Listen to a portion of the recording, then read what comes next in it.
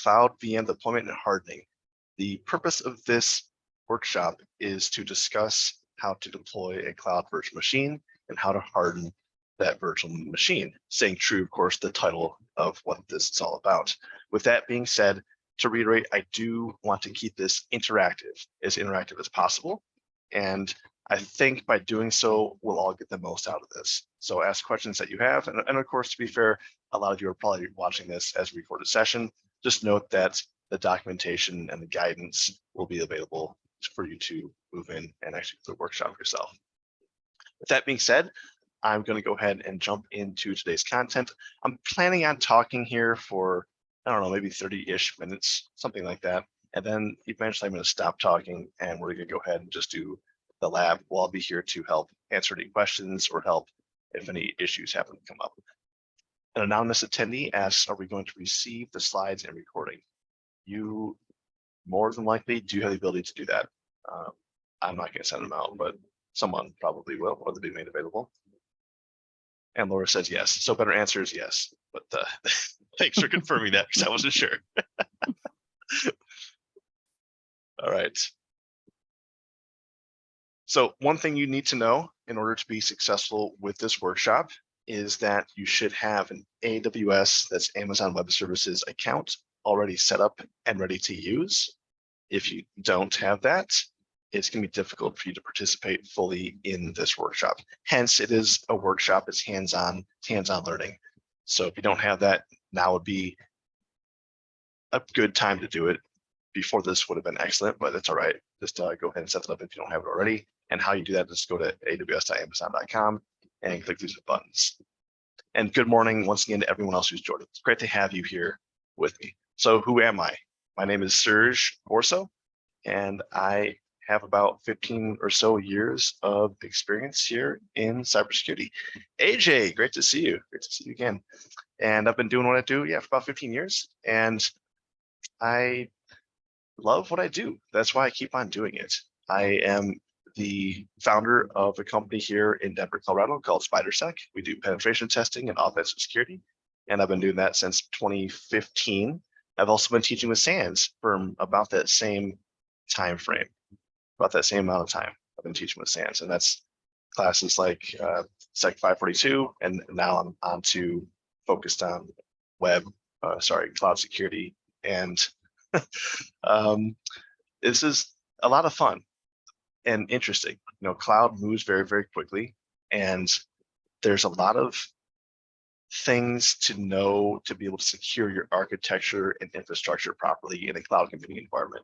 It's fun, it's challenging, and it just seems like every place I work for or work with nowadays has some cloud computing component to their organization.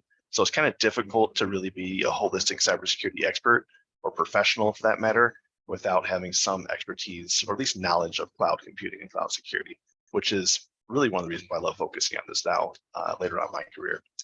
Other things here you can probably read for yourself. I'm not going to go into depth with all my certifications. You can Google me if you haven't already. And with that being said, let's talk about today's workshop purpose.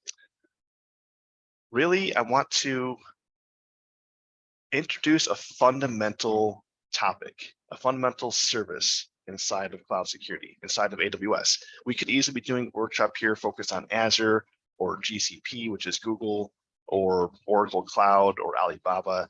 I'm focused here on AWS because every single, I'm thinking out loud as I say this, but pretty much every single client I work with, and I have in the last 5 years or so, uses AWS for cloud computing. Not every single client out there or every single company you work for is, can do the exact same thing or will use AWS exclusively, but the vast majority of organizations here in the United States, if they're in the cloud at all, they're probably using AWS in addition to Azure, in addition to maybe a couple other ones as well. But this is definitely a prominent CSP, cloud service provider.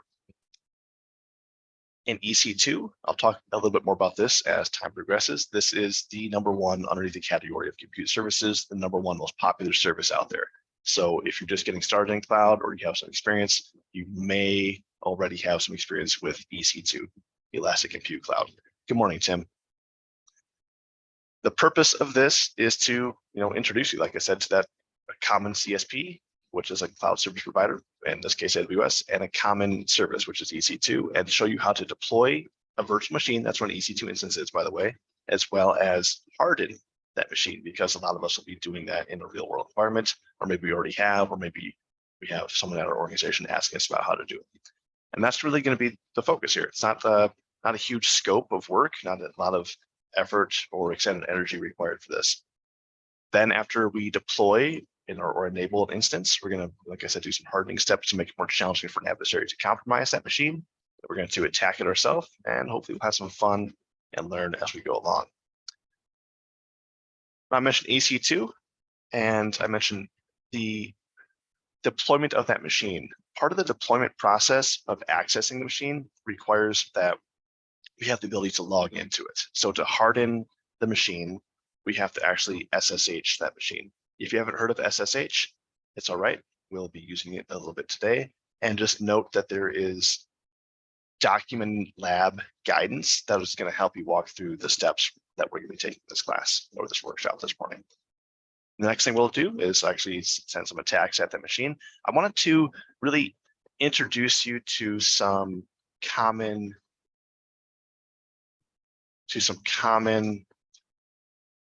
attacks. So when we deploy a machine, you personally, your organization that you work with, it's important to understand that what you're doing is basically introducing or increasing attack surface, as in the more assets or infrastructure you have exposed to the internet, the more things can be attacked by an adversary.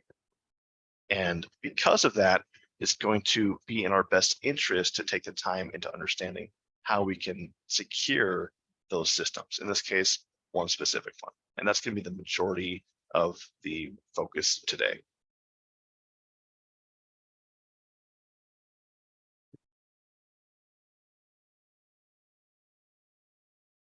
The purpose of this from a target audience perspective is going to be someone a little bit newer to cloud computing, newer to cloud security. Maybe you're interested in cloud and this is the first kind of foray into that topic. Or maybe you just want to learn them about AWS, things like that. Maybe you are in charge of deploying machines right now inside of your cloud computing environment, and you want to get better at that, or maybe understand some more steps you could be taking, or just kind of have the whole process locked down in general, so you have a little more comfort with that. I think I see someone raising their hand. And good morning, Luz.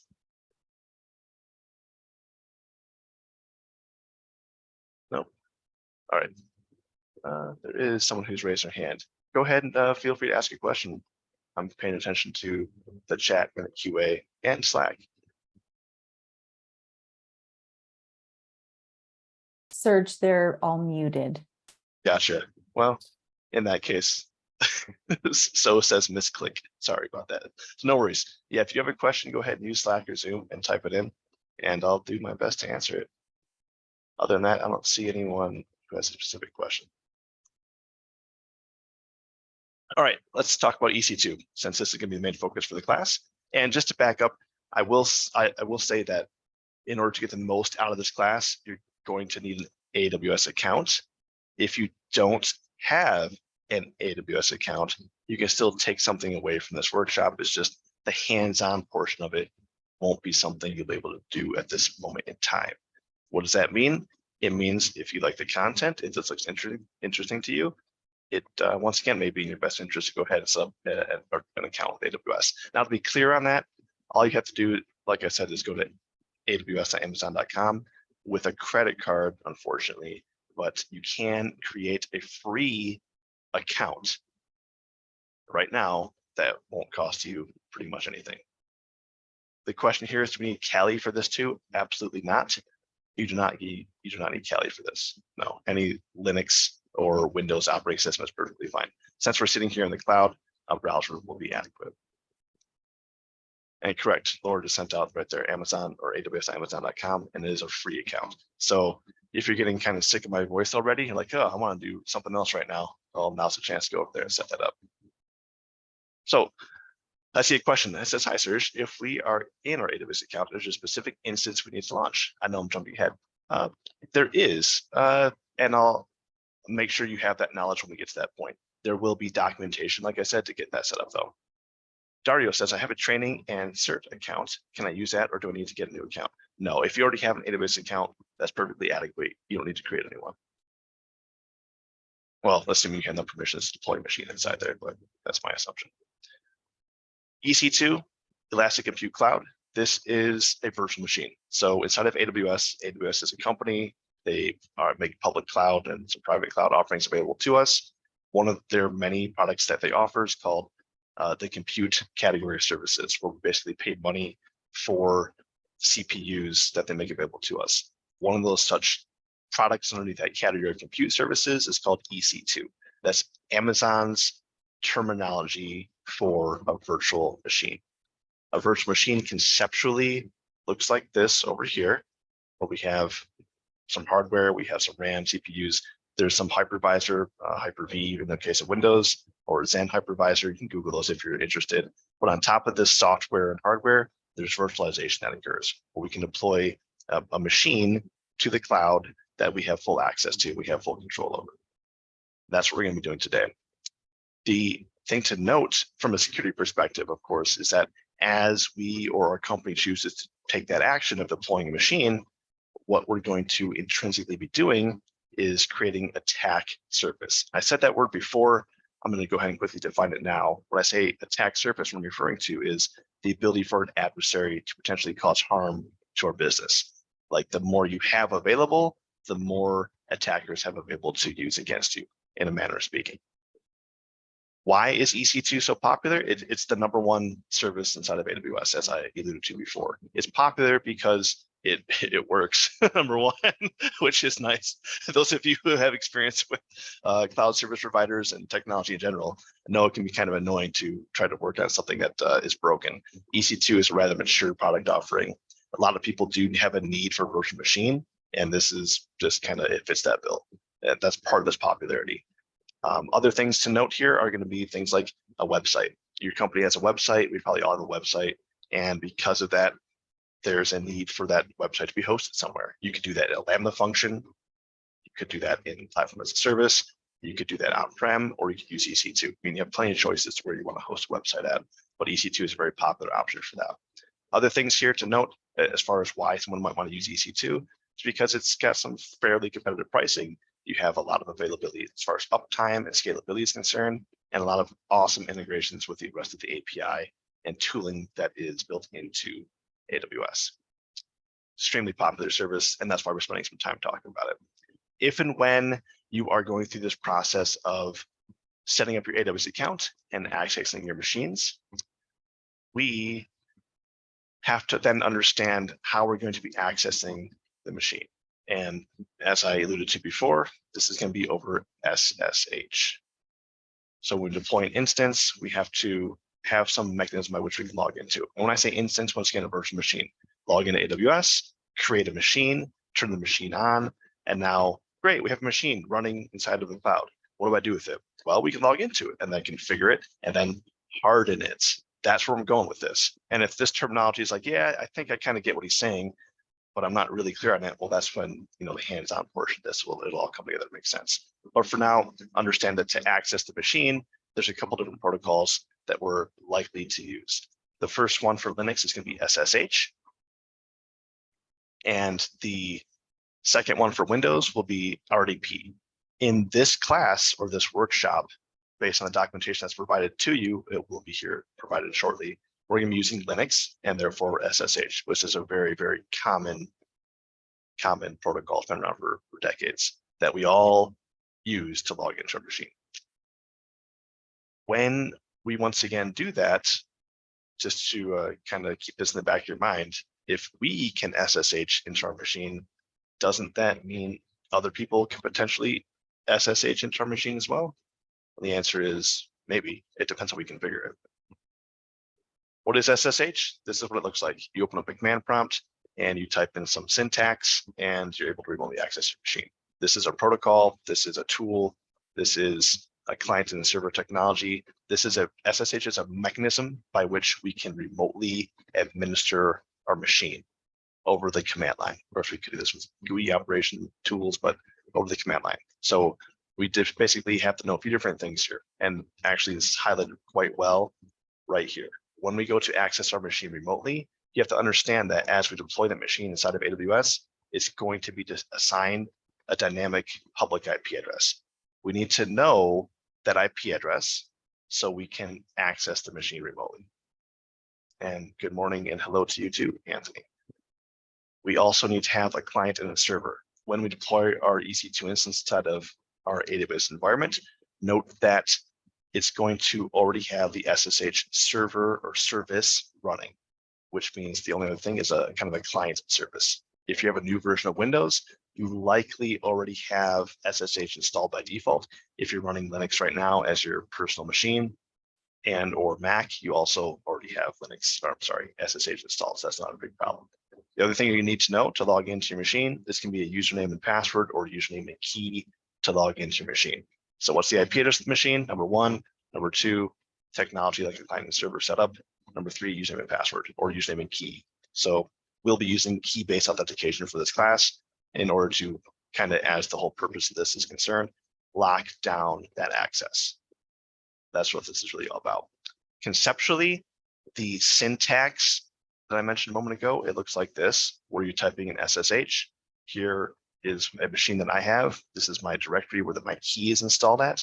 I'm saying SSH -I, which is an identity file where my key is the name of my key right here, pentest whatever.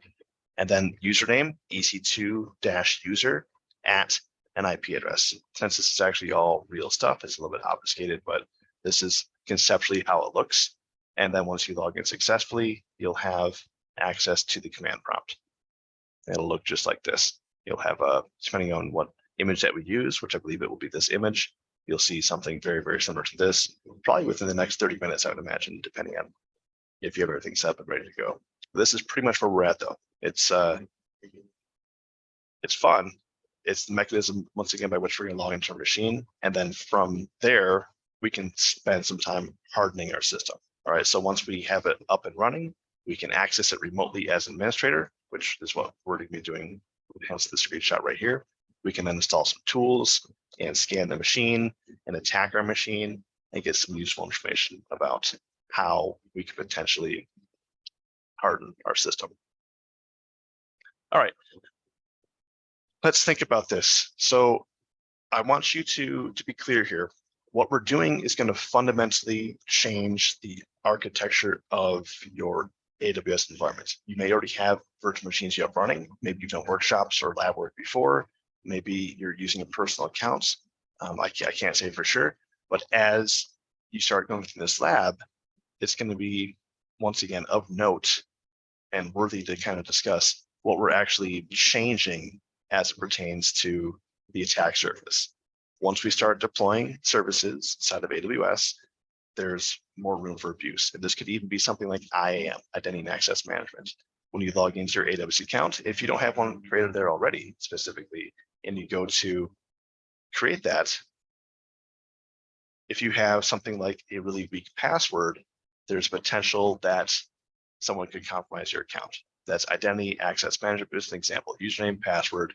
If you don't turn on two-factor authentication, if you choose to use a weak password, if you use a password that's been reused or part of a breach notification, that could be something that didn't exist 30 minutes ago, as in you create your brand new AWS account and you configure it weekly, or poorly, I should say. After you go ahead and think through that, which is kind of food for thought here, and then we say, okay, not only do I have an IAM account, now I'm going to deploy an EC2 instance, that also is exposure, because that's not something that existed before perhaps this workshop. I'm trying to be clear what I'm trying to convey here. I'm not trying to, dissuade you from doing this. We're trying to let you know that fundamentally, you personally, or even the organization you work for, this could put you at a higher level of risk. Dario says, so whatever we create, we should dispose of when we're done. Yes, hey, that's a good succinct way of saying it. Yeah, go ahead and do the workshop. And when you're finished with it, go ahead and delete whatever it is that you created. Great question. The other thing to note is, machine is up and running. A machine up and running is by itself isn't doing a whole lot of damage or introducing, a significant amount of risk. It's when we start SSHing into it and we have the authentication mechanism configured that could also be abused. So be cognizant of that. And I'm just trying to make it clear from a security perspective, there is risk, but that's kind of the whole point of this, right? Understand what it looks like to deploy a machine, how it works in terms of hardening the machine, then understanding the risk and the security implications of what you're doing. That's what this is all about, right? I can sit here and tell you things for a long time, but in order for you to kind of learn, I think it's much more important for you to have a hands-on component and experience in doing that. Another question from Dario, this is a personal account, so cool. But yes, is there reverse risk coming back into my local PC? Ooh, good question. The short answer is no. There's no reverse risk coming back into your machine. If you leave your EC2 instance up and running for a long time, it gets compromised, then yeah, potentially it could be unlikely, but possible. But no, right now I would have zero concerns about that at all. So no. With that being said, there's probably some disclaimer out there. Anonymous says, how to restrict SSH only to admins for public? The answer there is the lab documentation will guide you through how to do that. The short answer is security groups, which are firewall rules. But this lab guidance will walk you through. We're not just going to, turn on a machine and then, have bad things happen.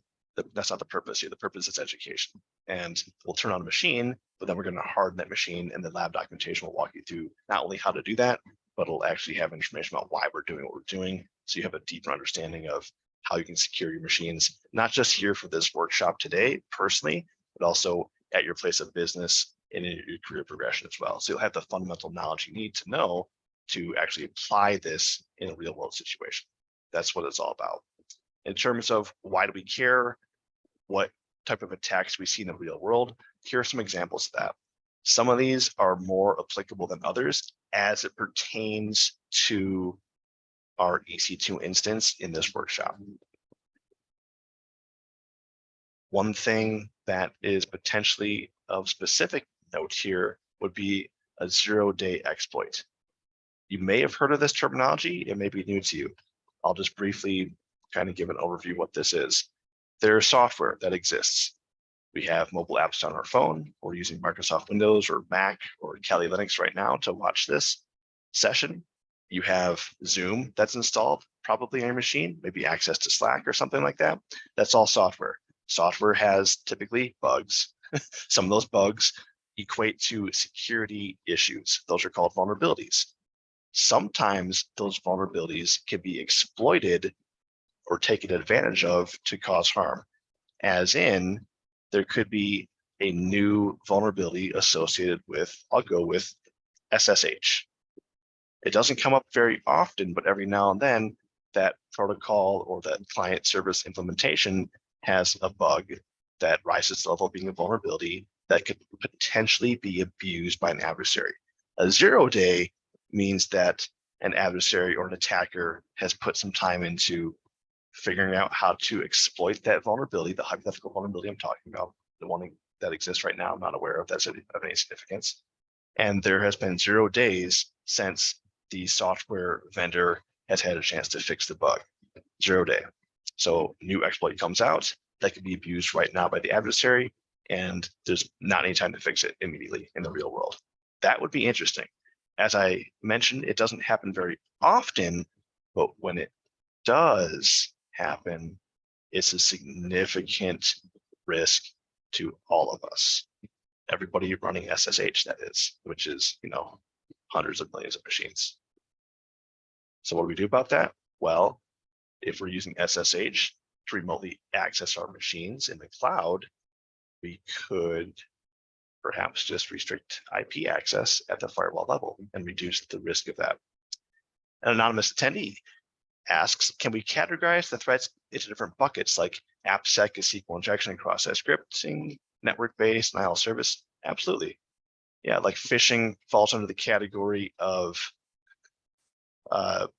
social engineering, 0-day more application level. SQL injection is definitely AppSec. Then you have a few other buckets as well. Dario says, bro, your explanations are so well said and versed and clear. Well done, really great. Hey, you should expect nothing less. I appreciate that very much though. You're all paying a lot of money for this. Oh wait, it's free. Even better. Isn't that awesome? Tay says, hello from Washington, D.C. Hey, Tay. And hey, Rob, Arlington. Great to have you both here. Hopefully you're looking forward to some more fun stuff. Now, other points here, I'll just briefly say we're exposing a service on the web, in the cloud. It's going to be attacked. It's not personal. It's going to be attacked. Bad things are going to happen. Well, is it bad? Maybe, maybe not. You'll have opportunities for learning experiences. How about that? What's going to happen? SSH brute force attacks. If you have password-based authentication, which is generally regarded as much weaker than key-based authentication for SSH, and once again, if you're new to the world of SSH and cloud, you're like, I know these words he's saying, but I have no idea what key-based or password-based authentication is. I get it. It's fine. You don't need to be an expert. This is a beginner level type of tutorial. So just note there's two ways you can log into SSH. One with a key, which is kind of like a key to your house, and one is a password, which is something that you can type in a password and probably use passwords every day of your life. That's one avenue of attack. Someone just guesses passwords all day long because you have SSH open to the world, and they can potentially gain access that way. Question here in Slack: do phishing and social engineering attacks target users? Why EC2 involved here? Yes, great question. So social engineering attacks do target users. So someone can launch a phishing campaign. So why are we talking about EC2? It's just tangentially, I could come up with something here that would tangentially make sense. It's just and this is more referring to the slide right here. These are common attacks. How many of these are directly going to impact your EC2 instance? The 0-day might. If we have a website running, a SQL injection attack might. Denial of service could definitely impact us. Beyond that, you can kind of stretch it and say, well, someone can launch a phishing campaign, which falls under the category of social engineering, and that phishing campaign could lead the attacker to have access to our IAM credentials. With those IAM credentials, they can access our AWS console. From there, they have access to EC2. That's a bit of a stretch, though, right? It is. It's more of a point here that there's many things we want to be worried about. From an EC2 perspective, it's specifically these things, mainly brute force attacks, which I mentioned a moment ago, denial of service attacks, as in someone trying to cause availability issue, take our website down, take our EC2 instance down, cause a disruption of service. Application layer attacks, if you have any type of API or web component running on your EC2 instance, that's also a very real avenue of attack that we want to be cognizant of. And of course, we're talking EC2, but the more things you have deployed, the more services you have configured inside of AWS or Azure or whatever cloud service provider you happen to be using, note that it needs to be also thought through in terms of locking it down or quote unquote hardening those services and hardening those systems, which is really what it's all about. All right, so let's think about this. We want to understand our own attack surface. Right now, there's probably not a whole lot, but once we go through this workshop and you do the lab document guidance and you deploy the EC2 instance, that changes. All right, we're going to have SSH running. If you complete the whole lab, you're going to have a website, a very basic website running as well. And of course, I alluded to IAM, Identity and Access Management, inside your AWS console as well. And I alluded to that in the context of saying that if you choose a really weak password for your AWS account, if you're setting up right now, that's also a potential avenue of attack for the adversary. So be cognizant of that. This is not a lab talking about IAM specifically, but generally speaking, you're always going to have long, strong, complex passwords for any services that you use. And of course, as your application is running, your website that is, you may have third-party libraries and software that you're using or exposing on that application as well. And that's just more attack surface to be cognizant of.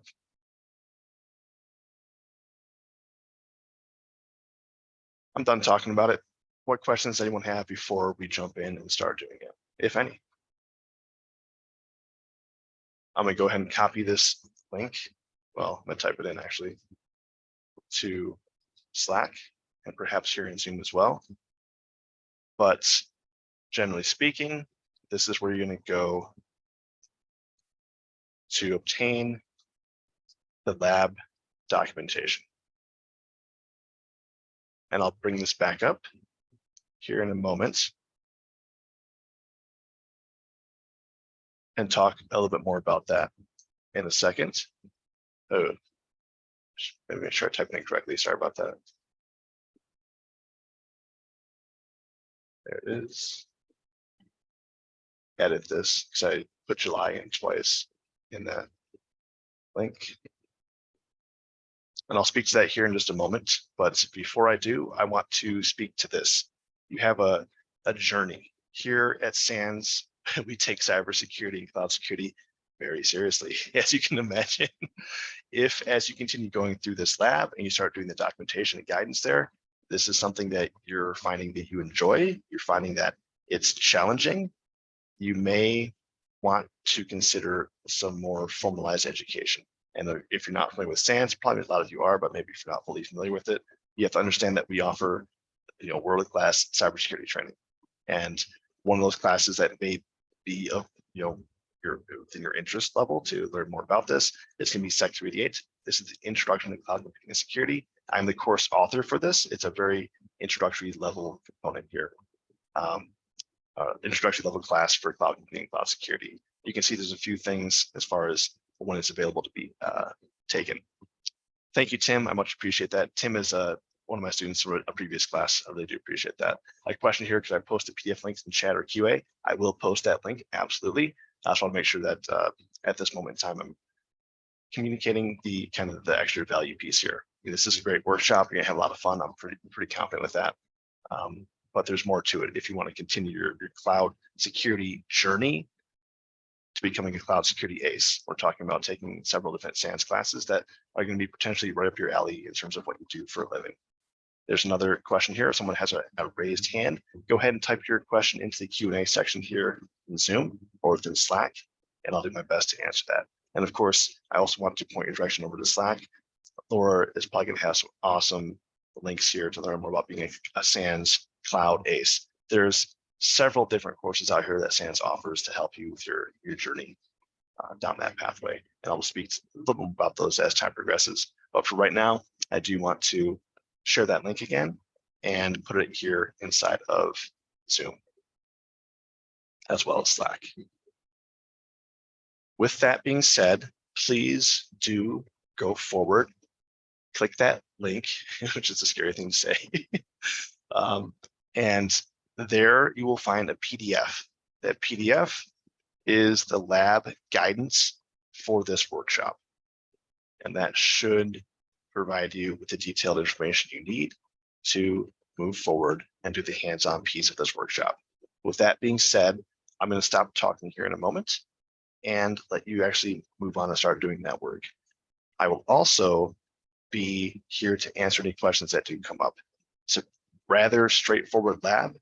With that being said, of course, if you haven't ever done this type of work before, it's going to be a little bit of a learning curve.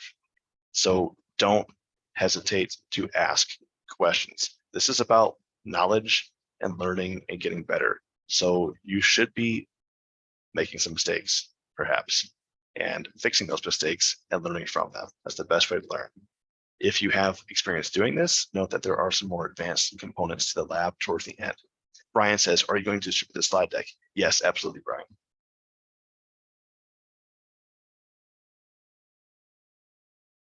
And if you're not copying and pasting this link, it might not work because it is case sensitive. So I highly recommend going to Slack and copying and pasting the link. I'm about to post it here in Zoom. I'm just double checking I didn't typo anything.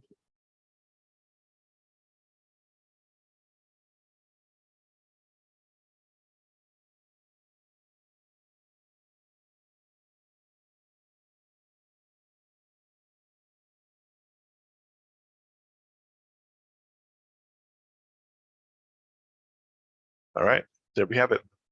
At this point in time, please click that link to access the workshop guidance. It's a PDF.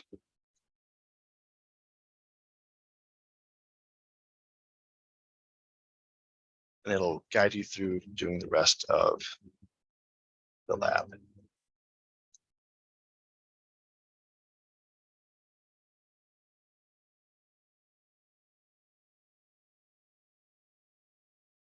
Looks just like this.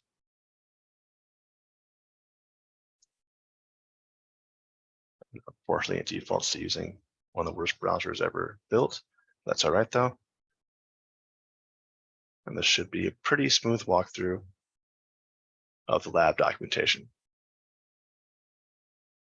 reach out with questions that you have. I'm not going anywhere for a while.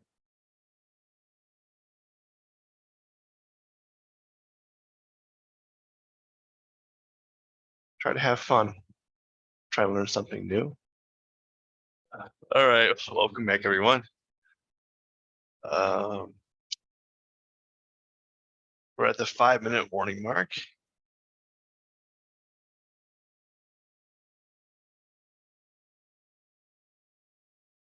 And there's a few folks here dealing with a couple of typos and whatnot.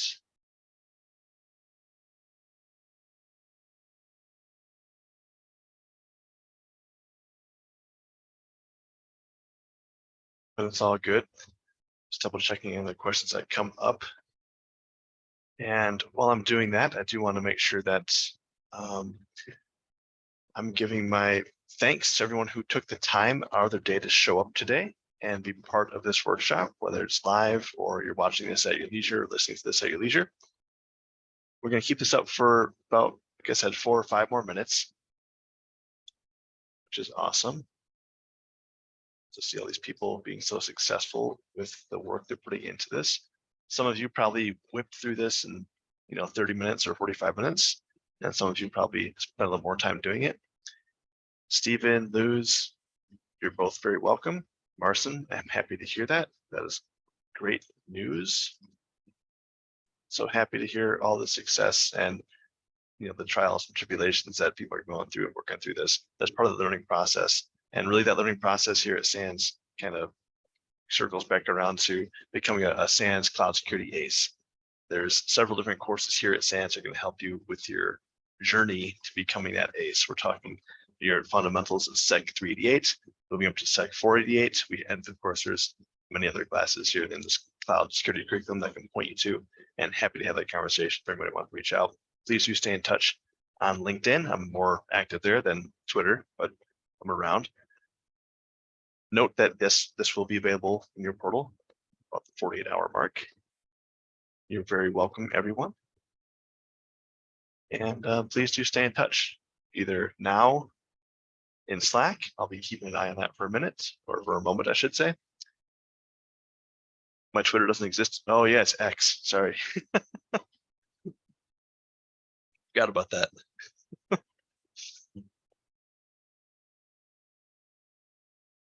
But I am rather responsive on LinkedIn, so don't hesitate to reach out if I can do something for you. There's also, as Laura mentioned, there's CPEs available in your SANS portal.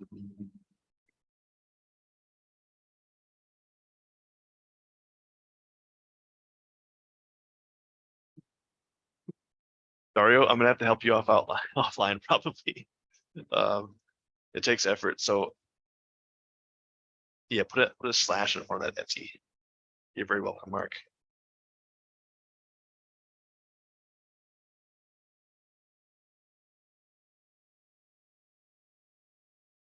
Great training. Thank you very much. Thank you so much as well. Gerard.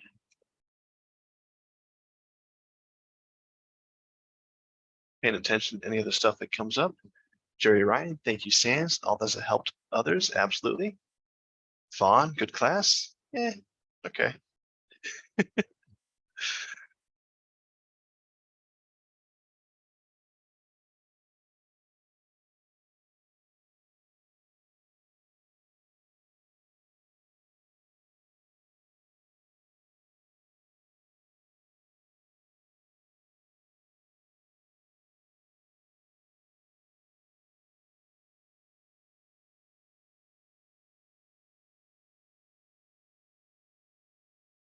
Thank you all again, everyone, for showing up.